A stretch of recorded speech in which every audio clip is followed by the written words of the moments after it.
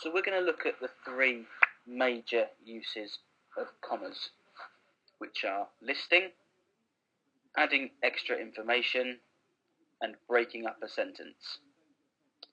The first use is listing. This is the most simple use of commas, and it's a great way just to simply list particular aspects of description or information that you're trying to get across to your reader.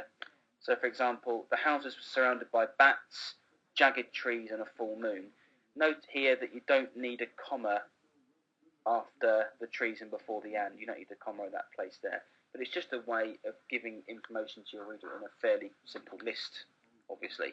Secondly, a full moon shone down on three angular houses, swaying trees, and a dark forest. Similar sort of thing. It's just a good way of getting your reader into a scene with clearly stated information. The second use, which is perhaps a little bit more advanced, but a way that is vital for you to learn, is using commas to add extra information.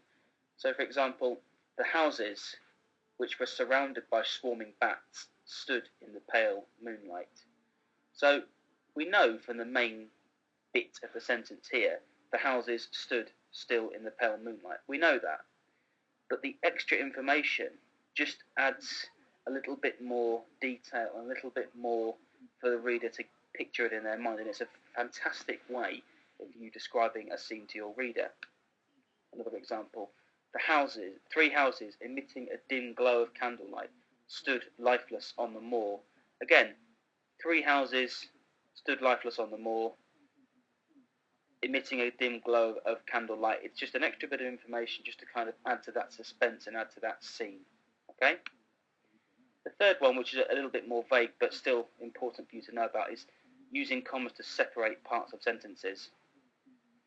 Now, you could arguably have a full stop in there or a semicolon, but it's a way of keeping the reader moving but also giving them a break. So Maggie hated the moors. They were a place of misery to her. The bats hovered over the houses. Their wings were making wild flapping noises. It's just a way of pacing the sentence a little bit more and putting more than one clause together.